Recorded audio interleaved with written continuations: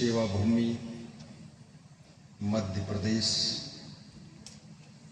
District Balaghat,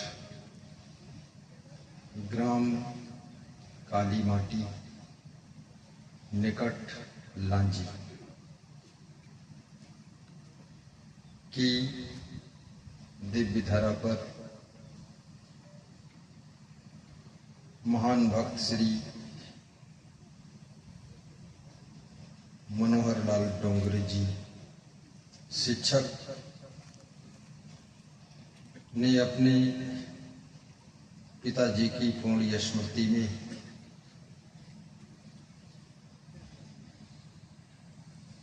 ग्रामवासियों और क्षेत्रवासियों के सहयोग से समागम रखा है।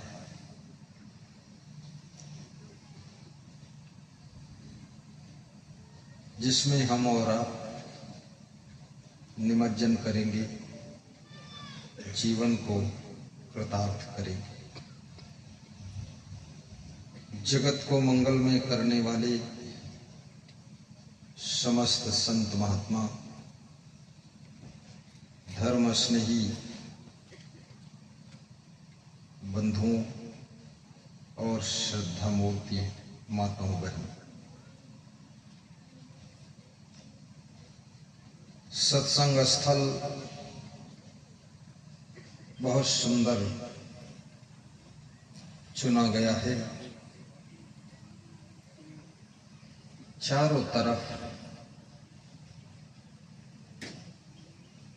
हरे भरे वृक्षों का दर्शन हो रहा है।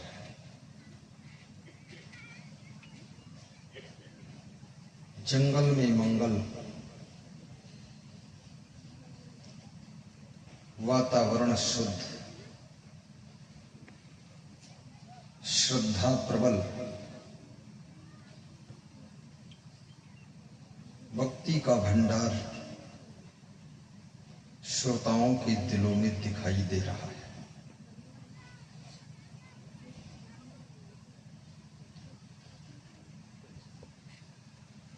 सदगुरु कबीर साहिब से किसी भक्त ने प्रश्न पूछा है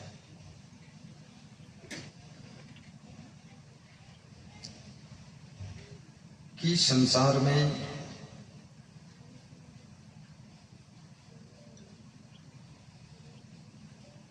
मनुष्य को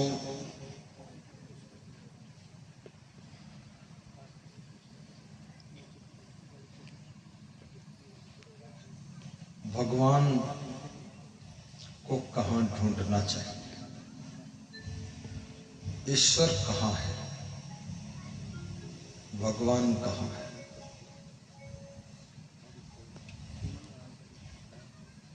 अनेकों शास्त्रों में, रामायण में, श्रीमद् भगवत गीता में, जहां जहां भगवान और ईश्वर का प्रश्न पूछा गया है, सबका एक ही उत्तर आता है। वेद ऋषियों से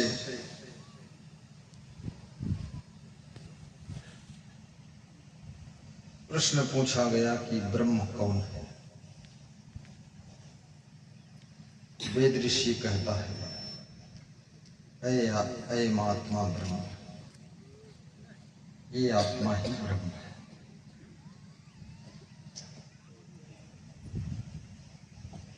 श्री कृष्ण कहते हैं, ईश्वर सभी शरीरधारियों के हृदय में निवास करता है। आत्मा के रूप में परमात्मा रहता है। कबीर साहब कहते हैं, कस्तूरी कुंडल बसे मृग ढूंढे बनवाए। कबीर साहब उदाहरण दे रहे हैं, एग्जाम्पल। कस्तूरी कुंडल बसे, कुंडल माने नाभि, कस्तूरी मृगा की नाभि में रहती है, लेकिन मृगा उसको बन बन में ढूंढता है। उदाहरण है, ऐसे घट घट राम है, दुनिया जाने नहीं। पूरी दुनिया के लिए कबीर ने कहा है, दुनिया जानती है घट घट में राम है।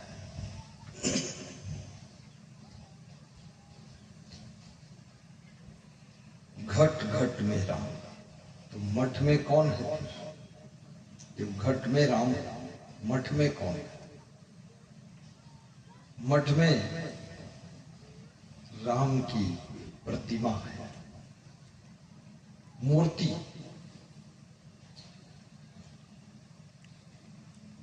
तीन प्रकार की पूजा होती है। विश्राम सागर के रचयिता बाबा रघुनाथ दास कहते हैं, तीन प्रकार की पूजा होती है, उत्तम, मध्यम और अधम। First number, second number, third number. ये कबीर पंथ की बात नहीं है, ये विश्राम सागर ग्रंथ की बात है। विश्राम सागर ग्रंथ में बहुत सी कथाएं हैं। ध्रुव की कथा, प्रहलाद की कथा, राजा क्वाश की कथा, राजा वीरभद्र की कथा, मौरध्वज की कथा, पंडित कृष्णदत्त की कथा, कपोत कपोतनी की कथा, और बड़ी सुंदर कथाओं के माध्यम से मनुष्य के मन की व्यथा दूर करने का प्रयास किया गया है।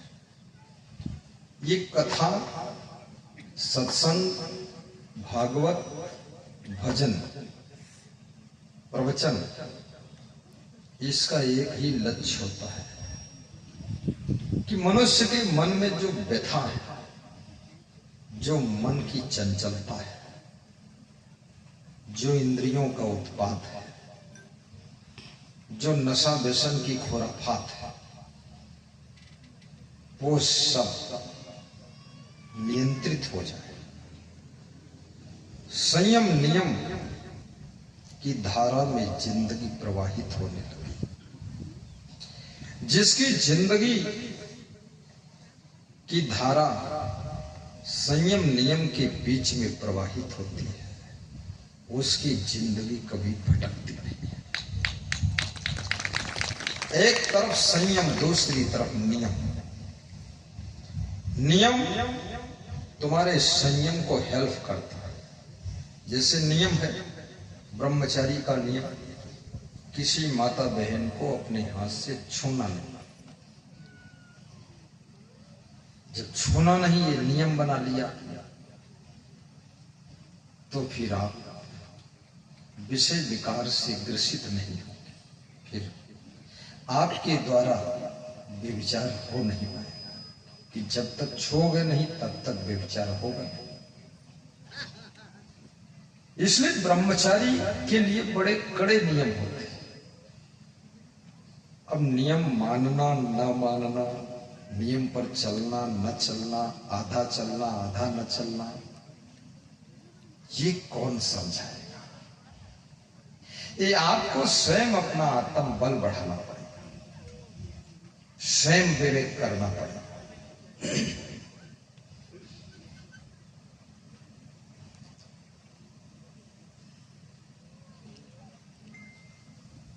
साधु का नियम है शराब की दुकान पर न जाना।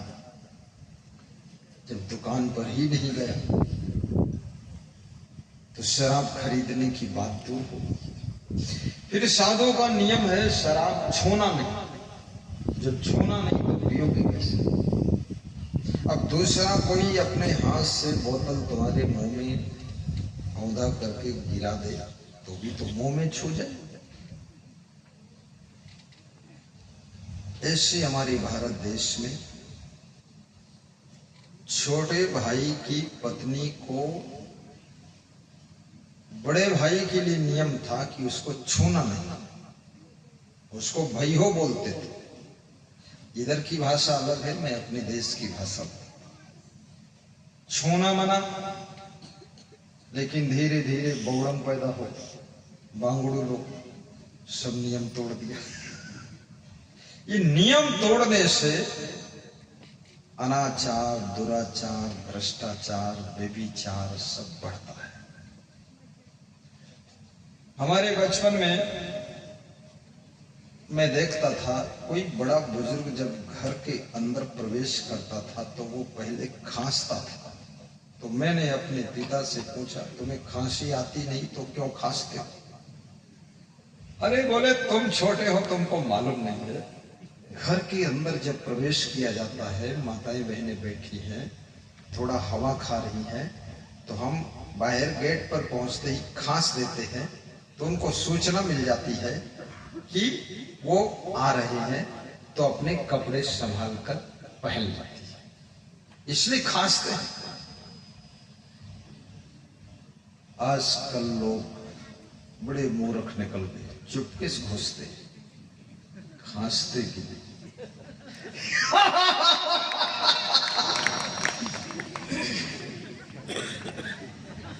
क्योंकि इतना अलार्म कहां से बजाओगे, घंटी कहां बजाओगे? तो अपने मुंह से खांस दो, बिना खांसी के ही खांस दो, सूचना मिल गई। मुझे कोई भक्त अपने घर में ले जाता है तो मैं भक्त से पहले कहता हूं कि अंदर बता दो माताओं बहनों से, गुरुजी अंदर आ रहे हैं। क्योंकि काम करते समय सर के कपड़े उल्लुल जुल्लुल हो जाते हैं, और इतना कपड़ा कौन हर समय लपेट पाएगा?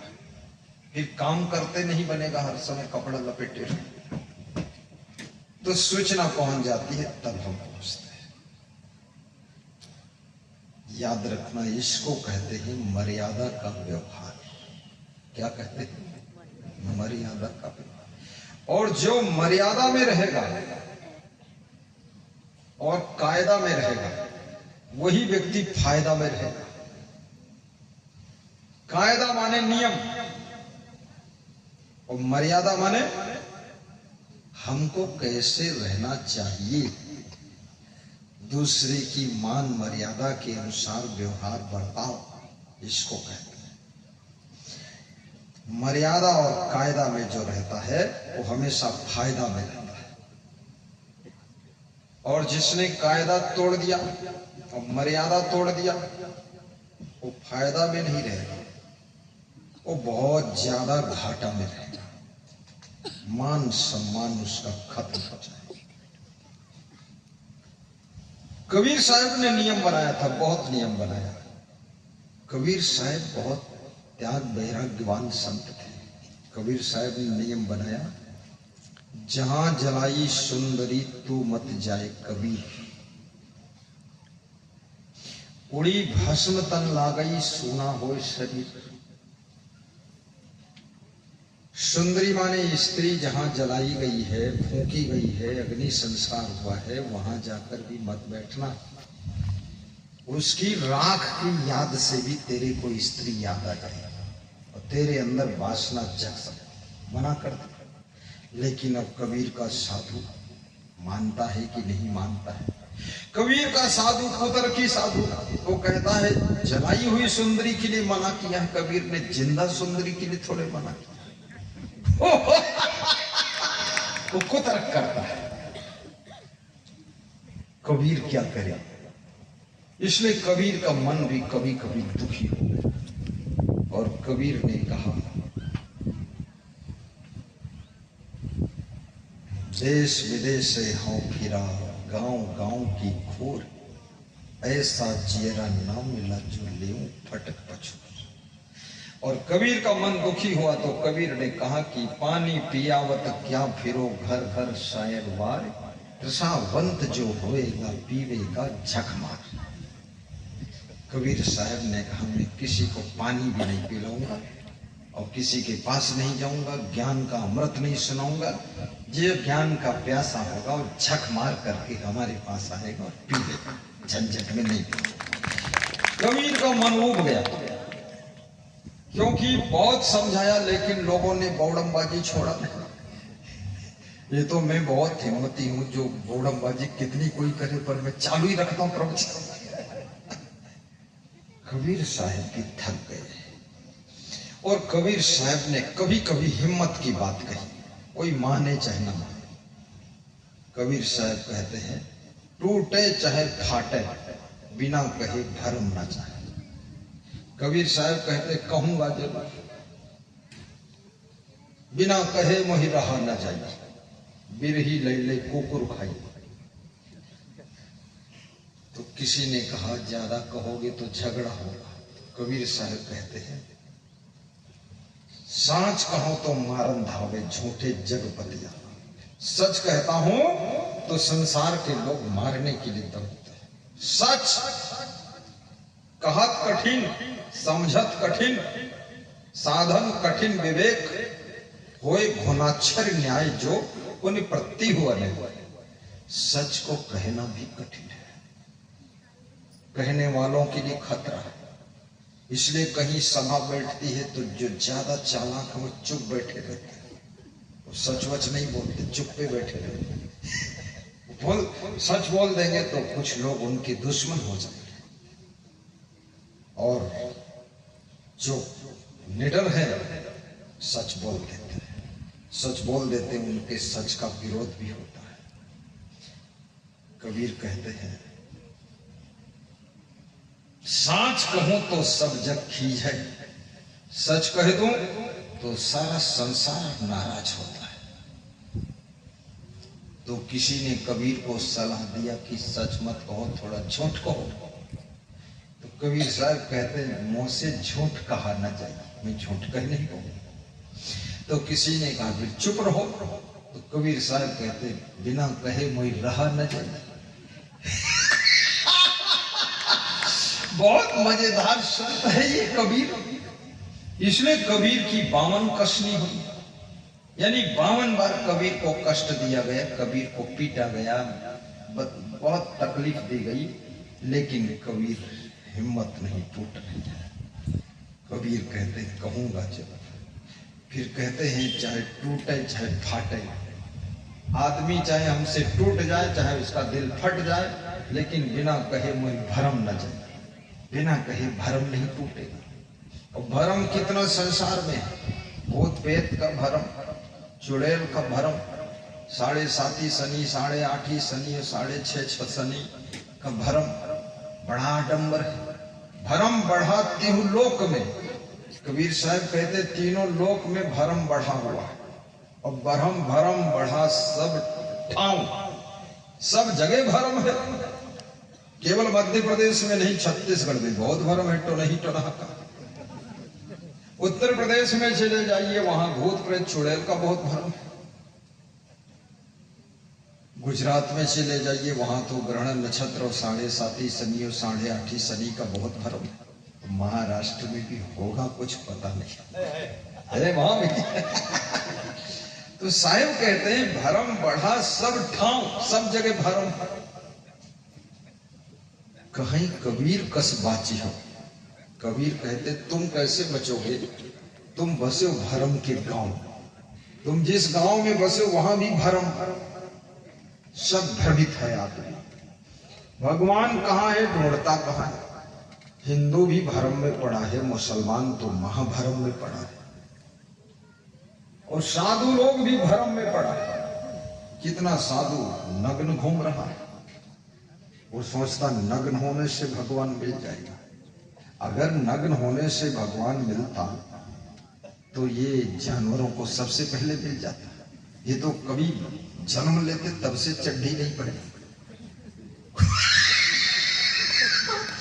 ये कुतिया ने कभी साड़ी पहना ही नहीं। सबसे पहले भगवान उसी को मिले। तो नंगी घूम रही, आजा मैं भगवान हूं, मिल ले, पाँव छू ले, आशीर्वाद ले। नग्न होने से भगवान के मिलने का ना को कोस तक कोई रिश्ता नहीं। कितना साधु बड़ी बड़ी दाढ़ी, बड़े बड़े जटा रखे, वो सोचता दाढ़ी जटा से भगवान मिल जाए। और दाढ़ी खुजलाती है तो दोनों हाथ खुजलाता रहता है। अरे भगवान ही खुजला दे तेरी दाढ़ी, तू क्यों खुजलाता? कितना भरम है साधु संतों में।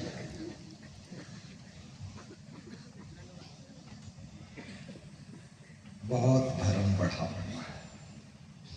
कितना साधु तो इतना माला पहनता है, पूरा रुद्राक्ष की माला खोपड़ी में 50 किलो माला लपेटता है और 2 फुट ऊंचा खोपड़ा बनाता है।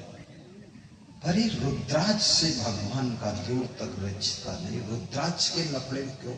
फिर एक मुखी रुद्राक्ष, द्विमुखी, 3 मुखी, पंचमुखी, झंझट फालतू। अरे रुद्राक्ष के मुखी है वो है, हनुमान जी को पंचमुखी बना दिया कि हनुमान जी पंचमुखी, भरम ही तो। एक मुख था हनुमान, रावण के 10 शीश दिखा दिया। 10 शीश, 11 होते तो भी ठीक, 5 उधर 5 इधर और बीच में 1, 11 ठीक था। अब 10 में तो बैलेंस बिगड़ जाएगा, एक तरफ पूरा गड़बड़ काम है। वो भी भरम ही है, 10 शीश नहीं। रावण 10 प्रकार की बात करता है, एक बात पर टिकता नहीं है। जो 10 प्रकार की बातें करे, हर बात में बात बदलता चला जाए, वही व्यक्ति रावण होता है। जो अपनी बात पर अटल न रहे, टल जाए, बार बार टल जाए, वो रावण है। 10 मुख।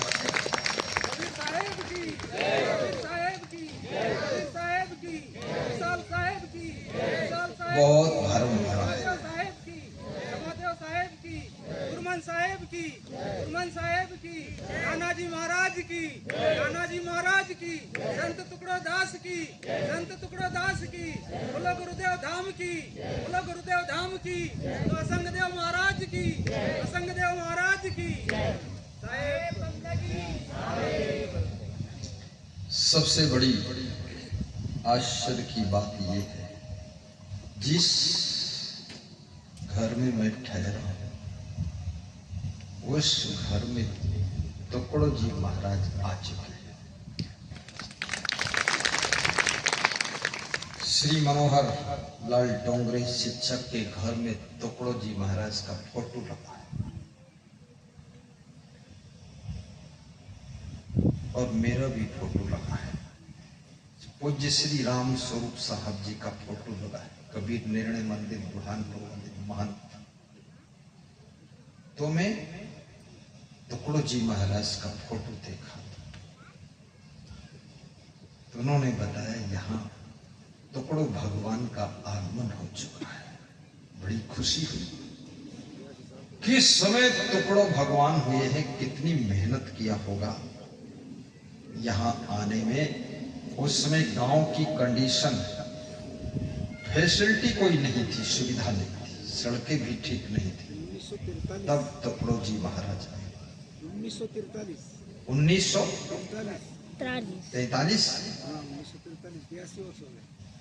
1943। वाह। और पूज्य श्री राम स्वरूप साहेब भी देखो, जिस समय यहाँ आए थे वो भी आ चुके जी सर जी। उनका भी आगमन हुआ। उस समय सुविधाएं नहीं थी और मैं तो ऐसे पीरियड में जन्म लिया हूँ, सुविधा ही सुविधा है। भाग्यशाली हूँ। पहले भी होऊंगा तो पता नहीं कहाँ था, लेकिन अभी ठीक ठाक है और मैं भी यहाँ आया। शायद पूज्य श्री राम स्वरूप जी के आशीर्वाद से और पूज्य श्री टुकड़ो भगवान की कृपा से ही और मनोहर डोंगरे जी के भक्ति भाव से, उनके पत्नी की श्रद्धा से और ग्राम वासियों के प्रबल पुण्य से और क्षेत्रवासियों के सौभाग्य से हम जैसे संत को भी आने का अवसर मिला।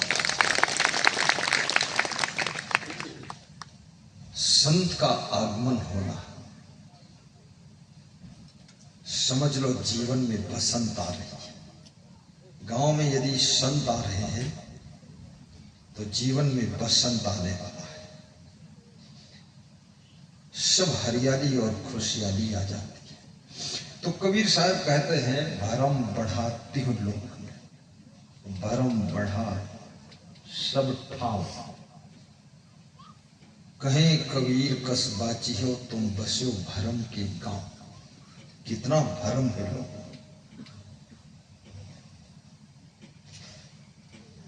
सासू भी भ्रम में पड़ी है। वो इस भ्रम में है कि बहू आएगी तो सुख देगी। कितनी सासुओं के मुख से मैंने सुना है, वह कहती हैं बहू आएगी तो गरम गरम रोटी खिलाएगी। और गरम गरम रोटी तो नहीं खिलाए, लेकिन गरम गरम बातें सुनाए। और बहू की गरम गरम बातें सुन करके सासू का दिमाग भी गरम हो गया। और बहू भी गरम और बातें भी गरम और सासू का दिमाग गरम। और सासू का दिमाग जब गरम होता है तो ससुर का दिमाग फिर सासू गरम कर देती है, वो भी गरम। और जब बहू का दिमाग गरम होता है तो अपने पति देव का दिमाग गरम कर देती है। अब सब गर्मा गर्म पकौड़ी बन रही है। हालत खराब है। अरे बहू से सुख मिलने का भ्रम छोड़ दीजिए। जब तक दूसरों से सुख की आशा करोगे तब तक तुम हमेशा दुखी ही रहोगे। छोड़ो।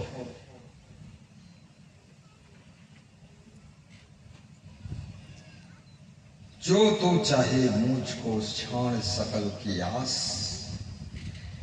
मुझ ही ऐसा हुए रहो सब सुख तेरे पास। माँ बाप जब तक अपने बेटे बहू से सुख की आशा करते हैं तब तक वो दुखी रहते हैं। अरे इनसे आशा क्यों कर रहे? इस बेटे को तुमने जन्म दिया, बड़ा किया, पढ़ा लिखा दिया, इसको पेंट चड्डी पहना दिया, इसको इतना बना दिया, अब इस बांगड़ू से सुख चाहते हो? जब तुम खुद ही इतने सक्षम हो, बेटे को तुमने तैयार किया, तुमको बेटे ने थोड़े तैयार किया। जो तुम अपने लिए क्या सुख नहीं तैयार कर सकते? बेटे से सुख की आशा छोड़ दीजिए। जब तक गुरु किसी शिष्य से सुख की आशा करेगा, गुरु भी झंझट में रहेगा। कितने गुरु लोग शिष्य ढूंढते घूम रहे हैं, कोई चेला मिल जाए। चेला ऐसा चोर मिला कि एक साइकिल थी गुरु के पास, वो भी चोरा ले गया। उत्तर प्रदेश का एक गुरु नया नया गुरु बना, बोला एक चेला आया, मैं विश्वास कर लिया कि ये रह जाएगा। बोले उससे हमने कहा कि मैं थोड़ा एक कार्यक्रम में जा रहा हूँ, तू रहना। बोले साइकिल एक थी, उसको लेकर चला गया, आज तक लौटा नहीं। तो मैंने कहा ये पकड़ो 5000 रुपया, नई साइकिल खरीद लो। ये चेला चाली के चक्कर में ना। कितने गुरु अपने चेलों से बहुत दुखी है, उसके झंझट में पड़ गए। और चेला भी अगर गुरु से सुख चाहता है, गुरु सुख नहीं देता है। गुरु तो सुख प्राप्त करने का उपाय बताता है। ये बात में फर्क है। सुख देना एक बात है, सुख देना ऐसे है जैसे उठाकर टमाटर दे दिया तुमको, ये पकड़ो। तो ऐसा कोई सुख नहीं टमाटर जैसा जो तुम्हारे हाथ में दे दिया। सुख प्राप्त करने का रास्ता बताता हूं। इस रास्ते पर चलो तो चलते चलते चलते चलते सुख मिलना शुरू हो जाएगा। गुरु शांति का उपाय बताता है, गुरु मुक्ति का उपाय बताता है। मुक्ति तुम्हारे हाथ में गुरु नहीं दे सकता है। मुक्ति कैसे मिलेगी ये गुरु बता सकता है। और गुरु के बताए मार्ग पर जो चलता है वो सुख शांति और मुक्ति की मंजिल को जरूर प्राप्त करता है। लाखों करोड़ों लोगों ने प्राप्त कर लिया है। तुम भी अगर चलोगे गुरु के पथ पर तो एक दिन सुख शांति जरूर। बोलिए सद्गुरु भगवान की जय। गुरु ने बताया है कि संयम नियम से रहो, तो संयम नियम से रहो। संयम नियम से रहोगे, सम्मान की जिंदगी, सुख की जिंदगी प्राप्त करोगे। गुरु बता देता है नशा व्यसन मत करो। नशा व्यसन यदि नहीं करोगे, पैसा भी बचेगा, स्वास्थ्य भी बचेगा, समय भी बचेगा, सम्मान भी बचेगा। उसी पैसे से कार खरीद लो। कितने लोगों ने 20-20 लाख की शराब पी लिया है और मोटरसाइकिल से चलते हैं। शराब 20 लाख की पी गई 20 साल। धुआंधार शराब पीए। गुरु कहता है शराब मत पियो, पीना है तो सत्संग की शराब पियो, और ऐसे पियो एक बार नशा चढ़ जाए वो नशा उतरना नहीं चाहिए। जैसे नाना महाराज पर चढ़ गया, जैसे मेरे ऊपर चढ़ गया, जैसे आप लोगों के ऊपर चढ़ गया, ये सत्संग का नशा ऐसा चढ़ना चाहिए कि कभी उतरना ही नहीं चाहिए। ये कौन सा नशा? शाम पियो सुबह उतर जाए, सुबह पियो शाम उतर जाए, रोज बोतल ढूंढ रहे, रोज शराब भट्टी पर जा रहे, और शराब भट्टी पर जाने के बाद शराब पीकर फिर टट्टी में जा रहे। अरे शराब जाम पर जाम पीने से क्या फायदा? रात बीती सुबह को उतर जाएगी। फकीरों की प्याली को पी ले जरा, तेरी सारी जिंदगी सुधर जाएगी, सारी जिंदगी सुधर जाएगी। तो इस भ्रम को तोड़। कोई इस भ्रम में है कि बहुत अच्छा मकान बनाऊंगा, उसमें रहूंगा, सुख पाऊंगा। अच्छे मकान में भी सुख, सुविधा है।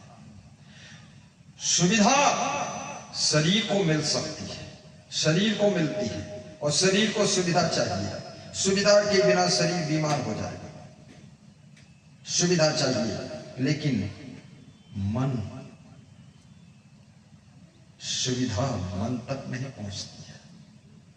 सुख तो मन का विषय है, शांति तो आत्मा का विषय है, सुविधा शरीर का विषय है।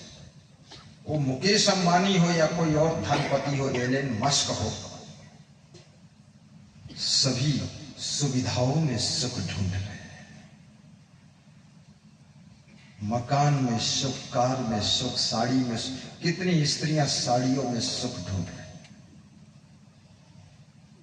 रोज साड़ी बदलती, उनका पति ही उनको नहीं पहचान पाता है। सुबह हरे रंग की साड़ी पहना था, दोपहर में लाल रंग की और शाम को नीले रंग की। पति सोचता वही है कि दूसरी है, कौन है, कौन है। हाँ। बहुत सारे लोग कपड़े बदल बदल के बहुत आते, तो मैं नहीं पहचान पाता ये वही है कि कोई और है। हर घंटे में साड़ी बदलने का अर्थ क्या है? हर घंटे में पैंट शर्ट बदलने का अर्थ क्या है? मेरा सत्संग एक सज्जन ने बिहार में करवाया, तो वो हर घंटे में गाड़ी बदलता था और ड्रेस बदलता था। कभी लाल पहन कर आ गया, कभी पीला, कभी गाड़ी काले रंग की, फिर सफेद रंग की, फिर लाल रंग की। प्रवचन जब तक 2 घंटे हुआ, 2 घंटे में उसने 3-4 गाड़ी बदल के लाया घर से। कपड़े खूब बदलता था, जब घर में घुसे तो कपड़ा बदल के आया। चश्मा भी बदलता था, कहीं चौड़ा चश्मा, कहीं काला चश्मा, कहीं हरा चश्मा। तो मैंने कहा है बड़ा रंगीन आदमी दिख रहा है। तो उसके घर पे ही ठहरा था, बहुत बड़ा आदमी, पैसे वाला। तो उसकी पत्नी ने कहा 1 मिनट हम मिलना चाहते हैं, ये रंगीन आदमी का हाल बताना चाहते हैं। तो 1 मिनट वो मिली, कब मिली? जब उसका पति बाथरूम गया स्नान करने, फट से आ गई। आखिर चतुर पति की पत्नी भी तो कम चतुर नहीं होती। वो समझ गई बाथरूम में घुसा है, पानी डाल चुका, थोड़े निकलेगा। मिल लेते 2 मिनट गुरु से मिले, बोले ये दूसरी स्त्रियों में फंसा हुआ है, यही रंगीन है। हमने कहा कितनी में फंसा है? बोले 2 में तो मैं जानती हूँ, और तीसरी चौथे में फंसा हो तो पता है। तो मैंने कहा ये फंसा है तो तुम दुखी नहीं हो? बोले मैं दुखी थोड़े दिन हो गई थी, दुखी, बहुत दुखी हुई, फिर आपका प्रवचन सुना तब से दुख खत्म हो गया। तो हमने कहा फिर क्या सोचा? पहले मैंने सोचा चाहे 3 औरतों में फंसे, चाहे भैंस में फंसे, नालायक को जाने दो, इस गधे के चक्कर में अपनी जिंदगी कहाँ दुखी कर फंसा है। ये फैशन हमेशा फंसने की सूचना देता है। फैशन संकेत कर रहा है या तुम फंसना चाहते हो या तुम फंस चुके हो। ये फंसने फंसाने से ही फैशन का जन्म हुआ है। इसलिए याद रखना, फैशन से भी ऊपर उठो। तुम्हारा मन सुंदर हो, वाणी मधुर हो, चरित्र चमकता हो और तुम्हारा स्वभाव सरस हो और तुम्हारा जीवन इतना हर तरफ से ब्यूटीफुल हो,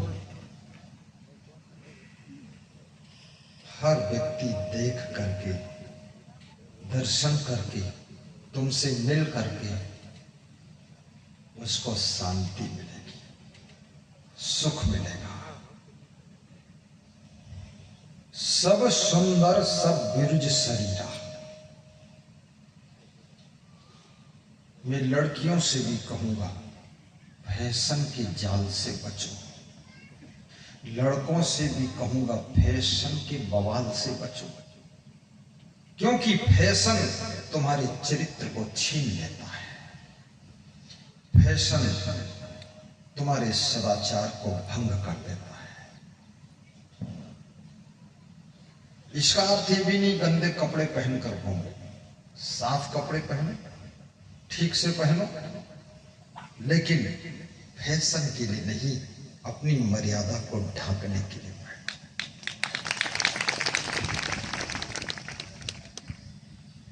मैं भी साफ कपड़ा पहनता हूं, एक जैसे कपड़ा पहनता हूं हमेशा। ये तो साधु बना तो ऐसा कपड़ा पहनता हूं। मैं जब साधु नहीं बना था, घर पर था, टेलर ने पैंट और शर्ट में एक बार जो प्रेस कर दिया तो कर दिया, दोबारा हम कभी प्रेस करते ही नहीं थे, ना क्रीज बनाते थे। निरमा पाउडर पानी में घोल के उसी पैंट को शर्ट डुबा देते थे और पीट पाट के छप्पर पर डाल देते थे, सूख जाता और उसी को पहन लेते थे। तो स्कूल से आते थे, गांव के बाहर ही वो शर्ट पैंट निकाल कर कंधे में टांग देते थे। कभी फैशन आया ही नहीं। और फैशन ना आने का परिणाम यह हुआ, कभी कहीं किसी बुराई में फंसा भी नहीं, और ना फंसने का यह परिणाम हुआ, कभी दुर्दशा हुई ही नहीं। हमेशा पूरी जिंदगी मुस्कुराती रही और जिंदगी हंसती रही और आनंद आता रहा। लोग समझते रहे इनको क्या मिला है जो खुश रहते हैं, हमें और कुछ नहीं मिला, केवल बुराई नहीं मिली और खुशियां मिल गई।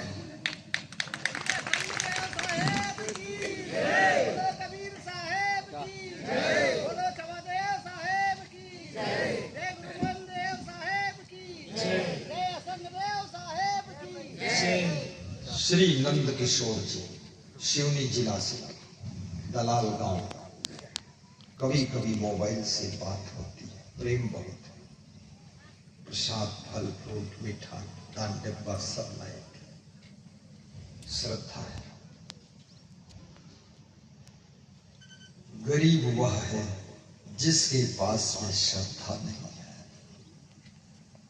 दरिद्री वह है जिसके पास संतोष नहीं है, दुखी वह है जिसके पास पवित्र प्रेम नहीं है, और सुखी वह है जो संतोष में डूब चुका है और ज्ञान में स्नान कर चुका है और भक्ति में मन जिसका निमग्न है वो सबसे ज्यादा सुखी रहता है।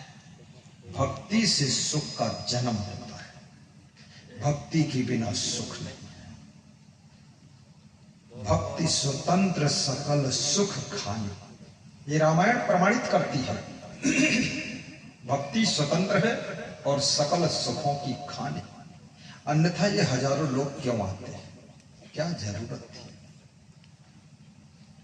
सत्संग में आने से भक्ति रिचार्ज हो जाती है, अन्यथा भक्ति की बैटरी धीरे धीरे डाउन होती है। और सत्संग में जब जाते हो, सत्संग भक्ति की बैटरी को फुल चार्ज कर देता है। इसलिए मोबाइल की यूट्यूब में भी लोग खूब प्रवचन सुनते हैं, रोज रिचार्ज कर लेते हैं। गुरु के दर्शन से भी भक्ति रिचार्ज होती है, गुरु को बंदगी भेंट करने से भी भक्ति रिचार्ज होती है, गुरु को दान पुण्य करने से भी भक्ति रिचार्ज होती है। और जिसकी भक्ति पूर्ण है, याद रखना, अब उसके जीवन में सुख शांति का जन्म हो जाता है। भक्ति स्वतंत्र सकल सुख खाम। सब लोग मोबाइल साइलेंट कर लें। भक्ति स्वतंत्र सकल सुख खानी।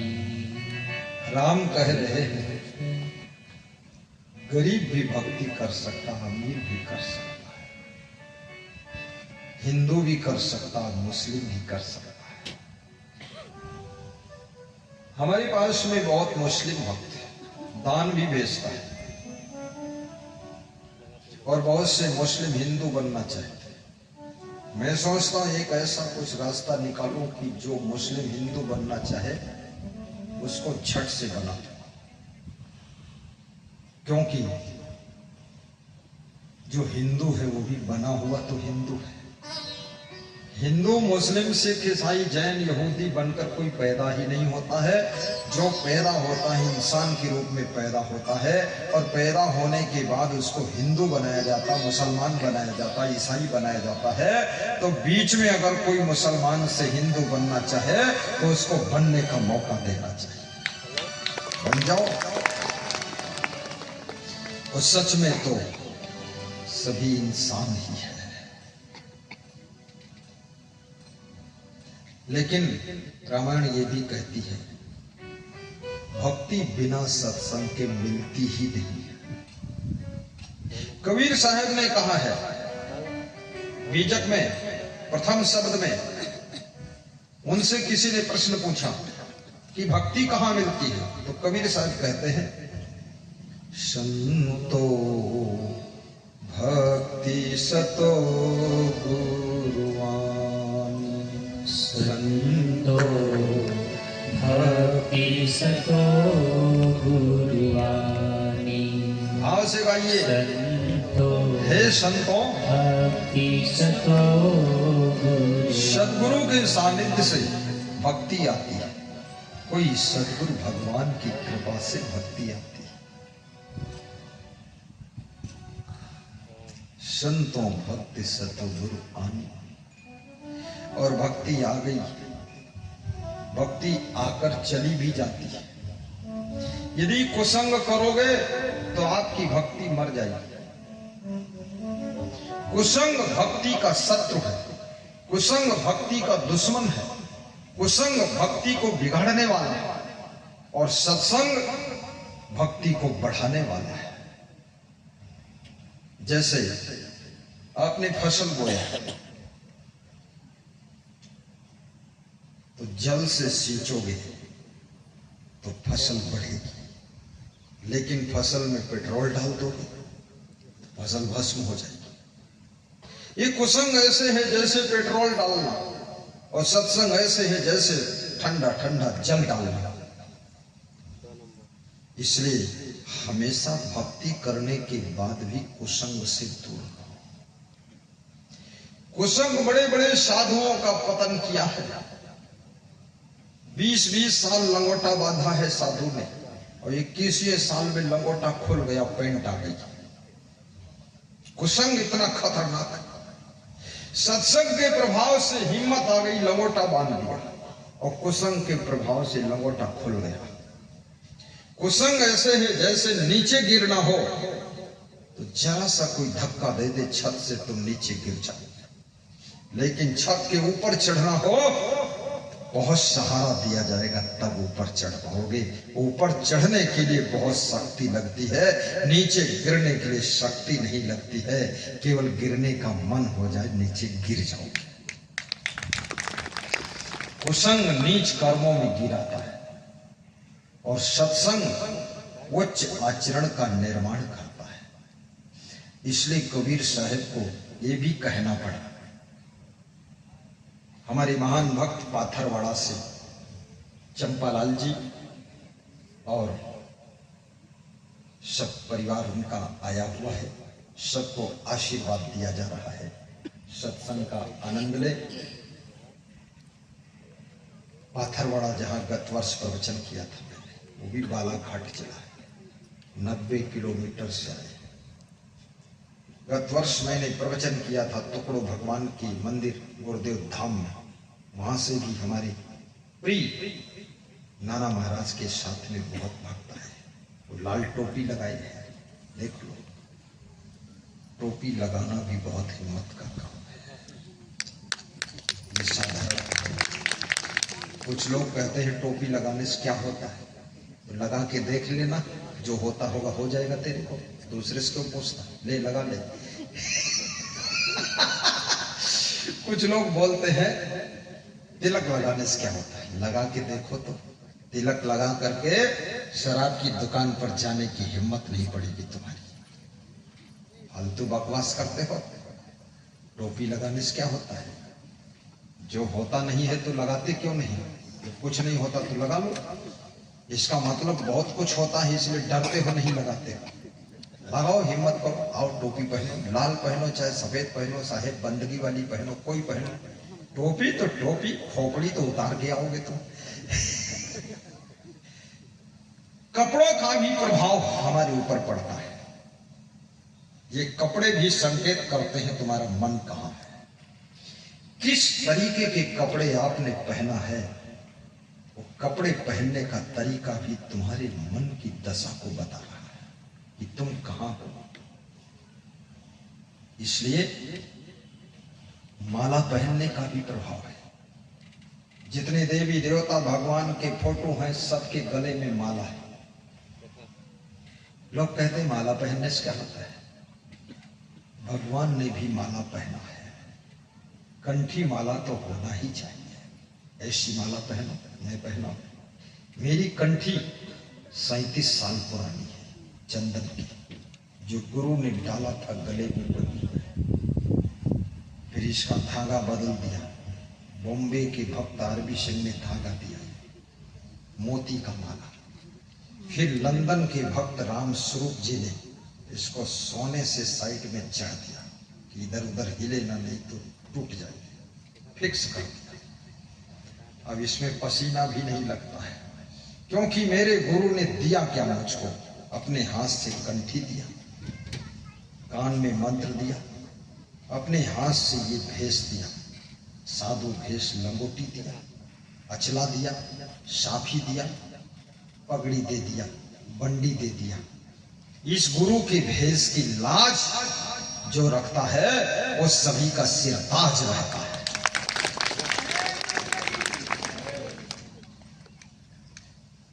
और आकाश के तारे चाहे पृथ्वी पे उतर आए, पृथ्वी भी चाहे शेष के मस्तक से खिसक जाए, माणिक समुद्रों में हो, पहाड़ों पे मगर जाएं, पर संकल्प छूटेगा नहीं, चाहे प्राण छूट जाए, चाहे प्राण छूट जाए।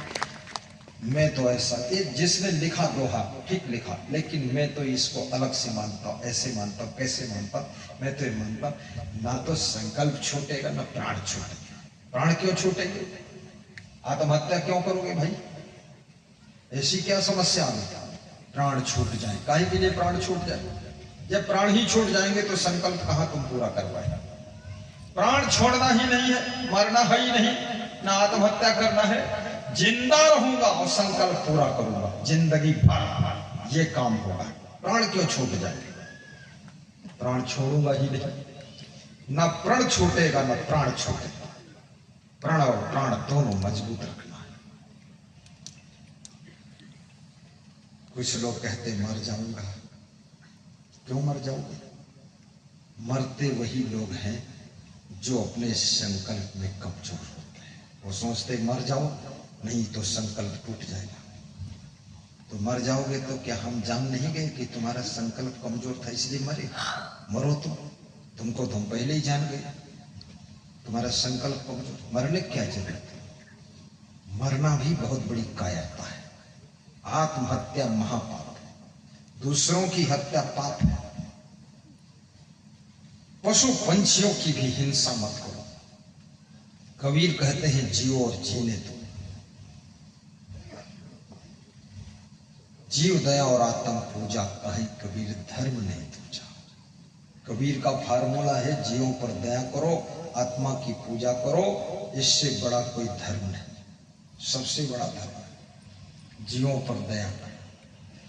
तुलसीदास भी कहते हैं दया धर्म को मूल है, पाप मूल अभिमान, तुलसी दया न छोड़िए जब लग घट में प्राण। तुलसीदास वही बात कहते, महात्मा बुद्ध वही बात कहते हैं। महात्मा बुद्ध कहते हैं सब पर करुणा करो।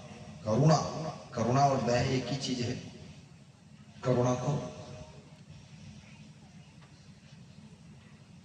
और इस्लाम धर्म भी कहता है बिस्मिल्लाह रहमान रहीम, वो रहम करने वाला रहमान, वो अल्लाह, उसकी इबादत करता है। खूब बोलते हैं लोग ना बिस्मिल्लाह रहमान रहीम, अल्लाह इल्लाह उलिल्लाह, और उसके बाद बकरा खा लिया और हड्डी उगल दिया। क्या मतलब निकला है? मुसलमान कहता है जर्रे जर्रे में खुदा है, बड़ा झूठा है। अरे जर्रे जर्रे में खुदा है तो बकरा, मुर्गा, अंडा, गाय, भैंसा ये क्या खुदा से जुदा है? तो जर्रा से बहुत बड़ा जर्रा है, ये तेरे को जर्रा दिख नहीं रहा है। और हिंदू कहता है कणकण में राम है, कणकण में राम है, तो फिर मुर्गा और बकरा में कौन है? रावण है, उसको मारकर खाता तू। वो नहीं कण है तो बहुत बड़ा कण है, फिर अंडा कैसे खाओगे? कण कण में राम है। झूठो, ये सब झूठा लोग है, चट्टा लोग है, उल्टा पलटा ज्ञान है, कोई ज्ञान ठीक ठाक नहीं। तर्क कर दो तो तलवार निकालेंगे, तर्क कर दो तो बंदूक उठाएंगे, तर्क कर दो तो मारने को उतारू हो जाएंगे। अरे मूर्ख, पहले अपने सिद्धांत को समझो। वो महात्मा खुश है, गुरुजी आज बहुत अच्छा सुना। क्यों अच्छा सुना रहा हूं? इसलिए क्योंकि आज मैं शोभा यात्रा में नहीं गया था। ये पहला भक्त है मेरी जिंदगी का, श्री मनोहर डोंगरे जी, जिसने मेरी बात माना और मुझको सुबह शोभा यात्रा में नहीं ले गया। तो मैं थका नहीं, परेशान नहीं हुआ, मैं आराम पा गया, प्रेम से टाइम पर भोजन कर लिया और शोभा यात्रा भी टाइम पर लौटी। और शोभा यात्रा में जाने वाले 400-500 लोग भी समय पर भोजन कर लिए और दोबारा फिर वहां से 1:30 बजे हम लोग चल दिए और 2 बजे यहाँ आ गए। याद रखना, गुरु को बहुत बड़ी शोभा यात्रा मत कराइए। फोटो रख लो, कबीर साहब का फोटो रख लो, टुकड़ो भगवान का फोटो रख लो, गुरु जी का फोटो रख लो और सब भक्त हो जाओ साथ में और ढोल बाजा बजाते हुए, धूल उड़ाते हुए। फूल ना हो तो धूल उड़ा दो, भगत के ऊपर धूल पड़े तो भी फर्क नहीं, और गुरु के ऊपर कहीं धूल उड़ा दिया। अरे गुरु बहुत कोमल है, संभाल के रखो। फूल और गुरु और बहू और बेटी, ये 4 बहुत कोमल होते हैं। इसलिए बेटी को बहुत डांटना मत, रोने लग जाएगी, मर जाएगी। बहू को ज्यादा पीटना उठना मत, ये कोई बहू बकरी थोड़ी है। इतने लोग बहू को बहुत ठोकते पीटते हैं। इसलिए बहू को भी कोमलता से रखो। फूल को बहुत दबाना मत, मसल जाएगा, कुचल जाएगा। और गुरु को भी बहुत रगड़ना मत, नहीं तो चटनी हो जाएगा, टमाटर की चटनी। पिछले गांव में हमको रगड़ दिया और उसके पिछले में भी रगड़ते ही रहे। और भगत अगर मान जाए तो मेरा साधु वो भी कहता नहीं रगड़ेंगे तो बैठा हुआ, आज भी रगड़ना चाहता है। भक्तों को बता रहा था, ले चलो गुरु जी को ले चलो। देखिए, हमको कोई ग्रंथ पढ़ने की जरूरत नहीं ना। मैं ग्रंथ ज्यादा नहीं पढ़ता, पढ़ा था पहले 10 साल पहले, सब याद कर लिया। 20 साल पहले ये सब पढ़ लिया, बीजक याद हो गया। अब तो केवल शांति से रहने की जरूरत है, अब स्वस्थ रहने की जरूरत है, पर्याप्त सोने की जरूरत है, समय पर भोजन करने की जरूरत है और योगा व्यायाम भी करने की जरूरत है। क्योंकि जिन्होंने ग्रंथ लिखा वो भी तो मनुष्य थे, महामानव थे, और जिन्होंने पुस्तकें लिखी वो भी आप जैसे भक्त थे। तो आप अगर मन को निर्मल बना लोगे तो तुम्हारे भीतर से ज्ञान गंगा खुद बहेगी, कोई ग्रंथ व्रंथ की जरूरत ज्यादा नहीं। बोली सद्गुरु भगवान की जय। ग्रंथ प्रंथ सब जगत के बात बात बतावत की, और क्या बताएंगे, और बातें नहीं जाना, तीन ही बात है। ग्रंथ पंथ सब जगत के बात बतावत तीन, संत हृदय मन में दया, तन सेवा में लीन। हृदय में बसाना है तो किसी महान संत को बसाइए, और शरीर को कहीं लगाना है तो शरीर सेवा में लगाइए। हमारा धर्म हो सेवा,